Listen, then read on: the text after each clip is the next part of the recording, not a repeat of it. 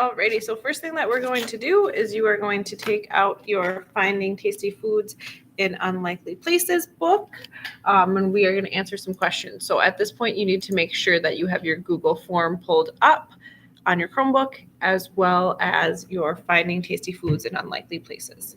So first question on the form is, what did you learn from reading Finding Tasty Foods in Unlikely Places? So don't just think of one specific thing, but try to think of like big picture, just beyond one specific thing you learned in this. What was kind of a big idea that you learned from reading this book? All right, second question on there is, you learned about a lot of different foods, from bird saliva soup to civet coffee poop. So what are some ways that the foods are alike? So think of 3 ways that the foods in this book are alike. And then that third question, pause the video to answer that second question.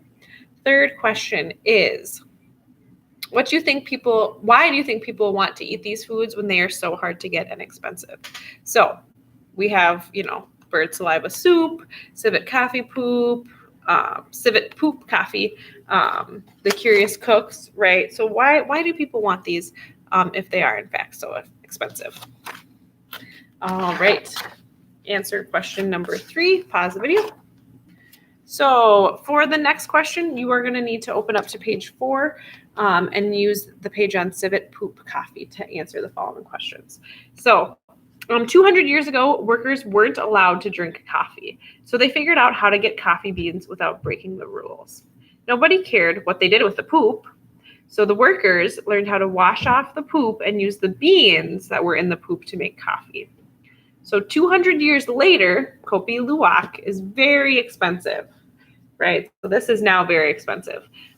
It's very rare, and probably people with a lot of money drink it. We could call it this kind of contrast, right? From what workers would eat to now what more wealthy people are eating. We call this irony.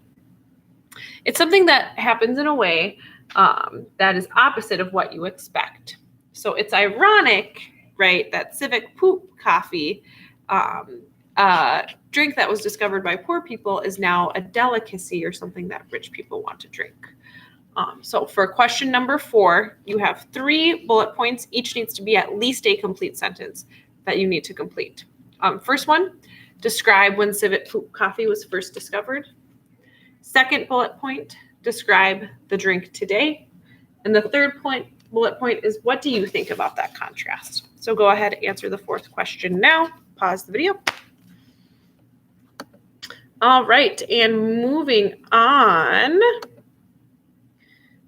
we are going to pull out this book. So this is, in fact, maybe I have this on here already. Maybe not. Okay, sorry.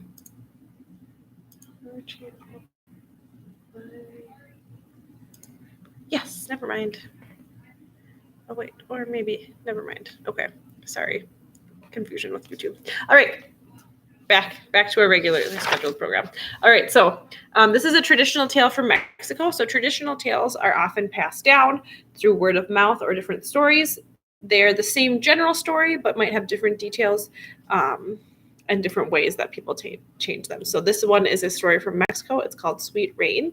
And if you look at the bottom, it says that it is retold, which means that this is someone else's retelling of that story. So go ahead and answer the 4th question on your Google form, which is, what classic tales or folk tales do you know? All right, and then if we look at page 3, and first of all, if you look at the cover, we have our main characters here. So we have Martina, Fernando, and then Hector the dog. So go ahead, open up to page 3. On page 3, what you see is a picture of Martina, Fernando, and their dog. And they live on a farm kind of in the middle of nowhere where there's not much rain. So if you look at the first paragraph, so read the first paragraph on page 2. Okay, pause the video and read the first paragraph on page 2. In that paragraph, it says that Martina lived on a little farm in a desolate valley with her husband Fernando and their old dog Hector.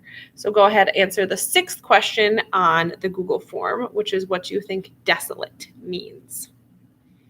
All right, and then if we move forward to page 6, okay, open on up to page 6. So something is about to happen in the story. Some riders come in the night, and they're thieves. They bury a sack of gold in the edge of the woods near Martina and Fernando's farm. Martina then digs it up. If you look at page 6, there she is with the gold. So she has found this gold that thieves dug in near her farm. So go ahead and answer question number 7, which is, what do you think Martina should do with the gold? All right. And so one thing, as you read, you'll find out that Martina is afraid that the thieves are going to come back and notice that their gold is gone. And she mentions something about ill-gotten gains. So what do you think ill-gotten gains means? That is question number 8. Once you answer that, go ahead, submit your Google form, and then read this whole book front to back.